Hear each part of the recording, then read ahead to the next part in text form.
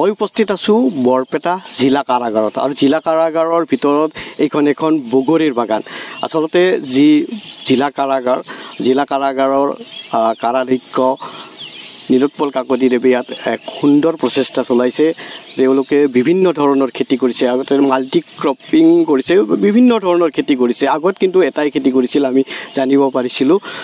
তেওঁৰ লগতে আমি কথা পাতিম আৰু কেনেধৰণে কি পৰিকল্পনা কৰিছে আমি জানিবলৈ চেষ্টা কৰিম।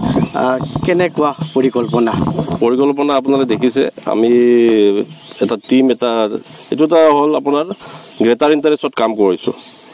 টিম এটা অকলে কোনো কৰিব নোৱাৰে, তাৰ বাবে মই ধন্যবাদ দিছোঁ মোৰ প্ৰত্যেকজন টিম মেম্বাৰক। তেওঁলোকৰ অবিহনে কিজানি আজি এই ফ্ৰুটফুল ৰিজাল্টটো আমি নাপালোঁ হয়।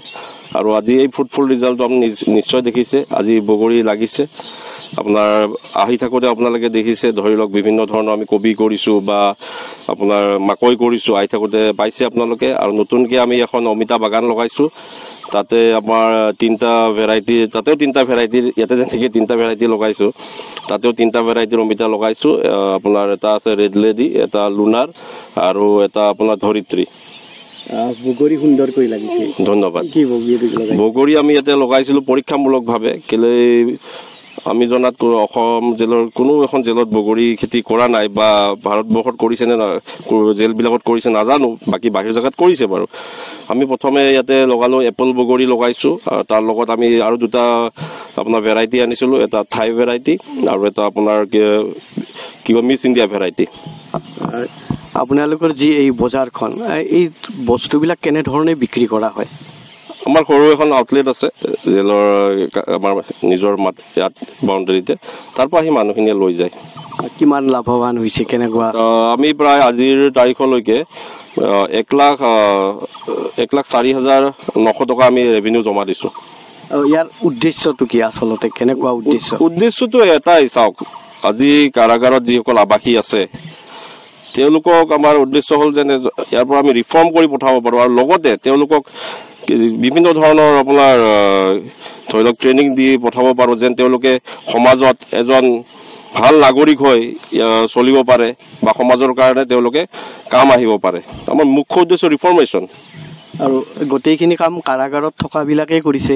হয়, তেওঁলোকে কৰিছে, লগত আমি আছোঁ, প্ৰত্যেকটো ষ্টেপতে আমি আছোঁ।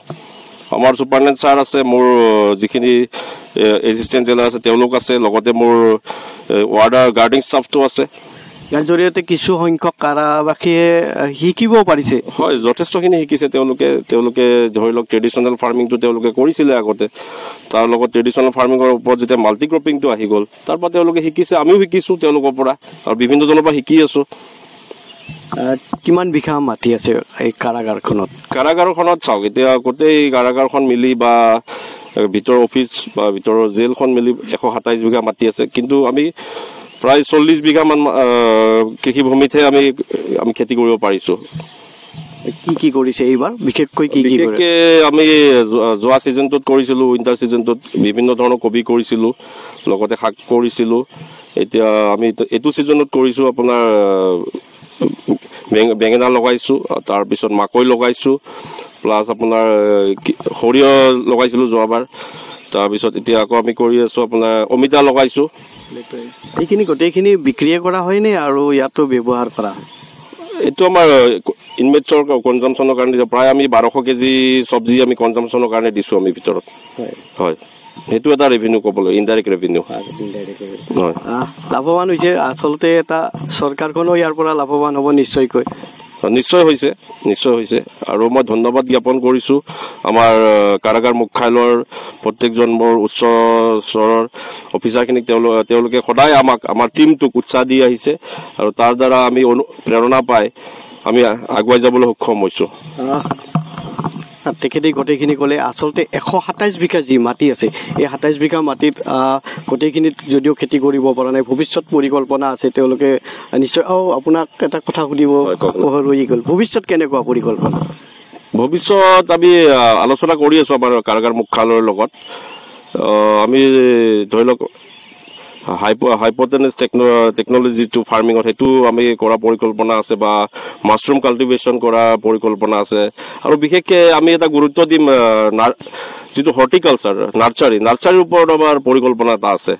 তাৰ দ্বাৰাও নিশ্চয় আমি ভাল ৰেভিনিউ এটা জমা দিব পাৰিম অনাগত দিনত।